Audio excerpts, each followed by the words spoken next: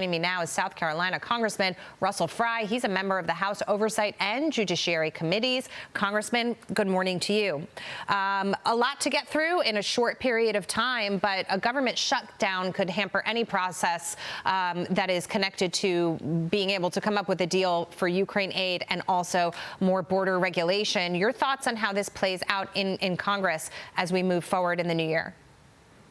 Well, right now they seem to be entirely separate. The deal that's being hammered out in the Senate right now is kind of a supplemental package. And sure, the Senate needs to act. We have done a lot of our work in the House in passing these appropriations bills, and they have only passed 3. So there's a tremendous amount of work on the government funding side. But in addition to that, you've kind of got this separate package related to border security. We'll see how this turns out with the text and monies to Ukraine and to Israel.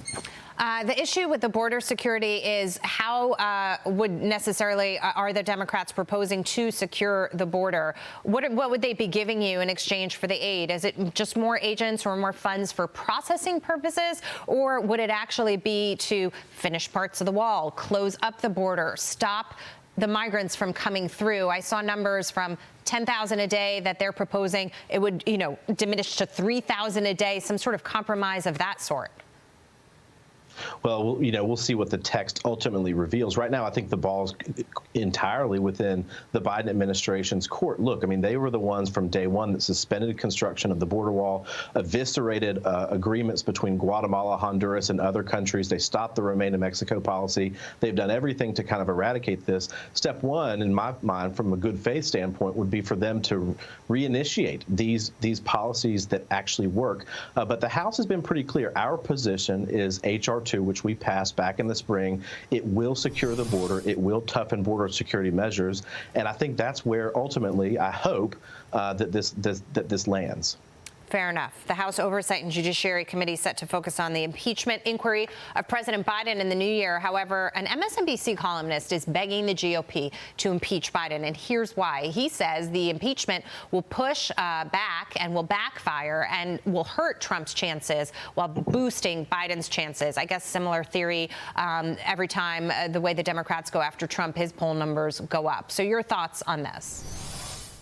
I think the difference here than in prior impeachments with Clinton and Trump is that the American people in bipartisan fashion largely understand what is going on here. 70% of Americans think that what Biden has done is either unethical or illegal or both. And so I think it's really important as we continue to cross our T's, dot our I's, do our work in a transparent way, that we continue to show what is going on with this family. And the American people right now are with us. There's more appetite for it as more details have come out. And James Comer has been able to show the public step by step what might have transpired or not. So I don't think people are looking to see that conversation cease right now. So I agree with you on that. Meantime, the Wall Street Journal, Congressman out with a new report revealing the CIA is still struggling to rebuild surveillance efforts in China after Beijing cracked down on a network of Chinese agents working for the United States. 10 years ago, the report warning that the U.S. has no real insight into leadership plans. That's a severe problem for us, especially as China continues to step up its aggression. No, it is a giant concern. I mean, this reminds me of the Chinese spy balloon issue that we've had just a year ago, and that we still don't know what the mission was. We allowed this balloon to kind of traipse across the United States, surveilling Americans and sensitive sites all across our country. And I think it's a really dangerous, world that we live in, and it's even more concerning that we don't have any idea what they're up to. Todd?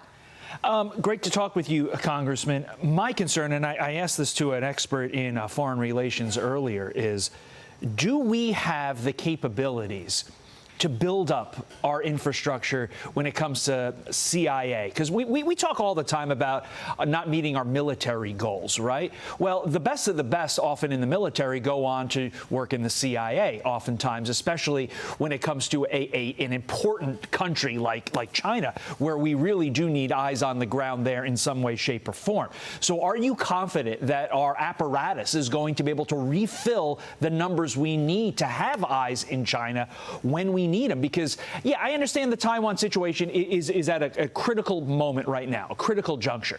But I'm worried about 10, 20, 30 years down the line. If we lose this intel now, what are they going to be doing behind our back?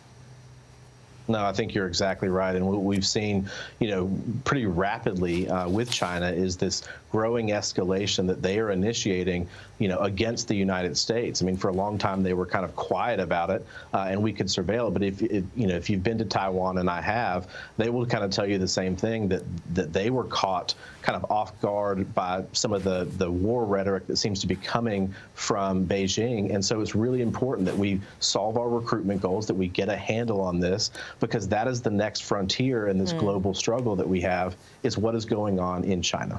Yeah, President Xi told Biden that, the countries will reunify, and he'd like to do it under peaceful means. But it's difficult to see a scenario, Congressman, where Taiwan is going to peacefully agree to go back and become part of China.